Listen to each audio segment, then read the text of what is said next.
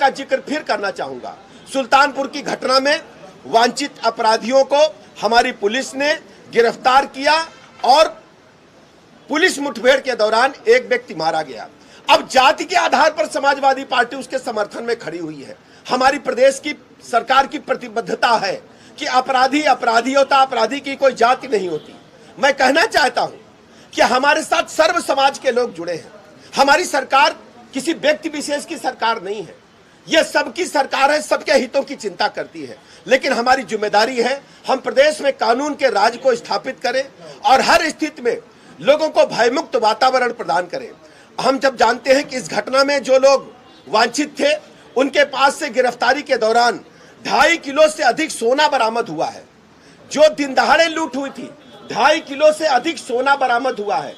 और सबसे बड़ी बात यह है, समाजवादी पार्टी प्रेस कॉन्फ्रेंस करके जनता को गुमराह करने का असफल प्रयास करती है, जबकि प्रदेश की जनता जानती है कि समाजवादी पार्टी अपराधियों को जब जब इनकी सरकारें रही हैं, जब जब इन्हें ताकत मिली है, ये पुष्पित पल्लवित करती रही हैं।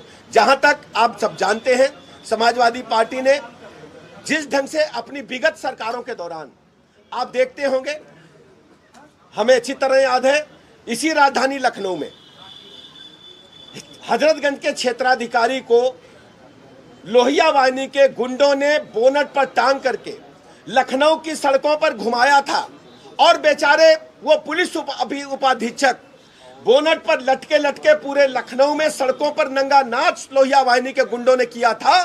फिर लोहिया वाहिनी के गुंडों की हिम्मत देखिए, उस समय जब समाजवादी पार्टी की सरकार थी, उस जीप को ले जाकर के एसएसपी लखनऊ के बंगले में घुसा दिए थे और एसएसपी लखनऊ के माध्यम से उन गुंडों को, जिन लोगों ने क्षेत्राधिकारी हजरतगंज को बोनट पर जीप पर टांगा था, उनको बचाने का काम हुआ था। आज तक उस घटना में कितने लोगों की सजा हुई है, समाजवादी पार्टी बताए।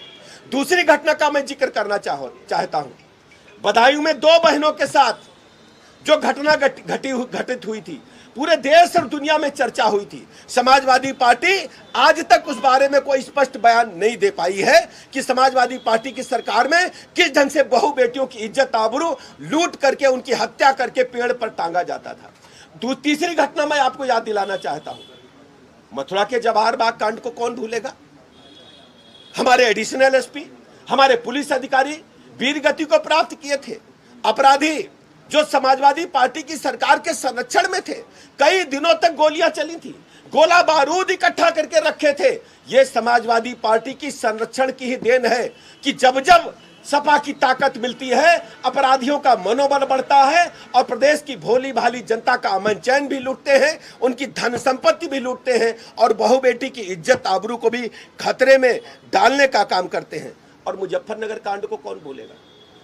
मुजफ्फरनगर में जब एक हमारी बेटी के साथ, बहन के साथ दुर्व्यवहार हुआ था, उस समय क्या हुआ था। केवल आपने वोट के चक्कर में, केवल वोट के बंटवारे के चक्कर में आपने किसी व्यक्ति को छोड़ दिया था, गिरफ्तारी नहीं हुई थी। पूरे देश ने शर्मनाक स्थिति का सामना किया था। मुजफ्फरनगर दंगे में कितने लोग मारे गए थे जो निरपराध थे। समाजवादी पार्टी को जवाब देना चाहिए। और हम आज कहना चाहते हैं, समाजवादी पार्टी का डीएनए ही ऐसा है, समाजवादी पार्टी की व्यवस्था ही ऐसी है। जब जब वो सरकार में आते हैं, गुंडे, माफिया, मवाली, सारे लोग कॉलर खड़ा करके प्रदेश की जनता के ऊपर रोड रोलर चलाने का काम करते हैं, रोड रोलर चलाने का काम करते हैं, जनता को कुचलने का प्रयास करते हैं। ये भारतीय जनता पार्टी की सरकार है, ये किसी अपराधी को बकसने वाली सरकार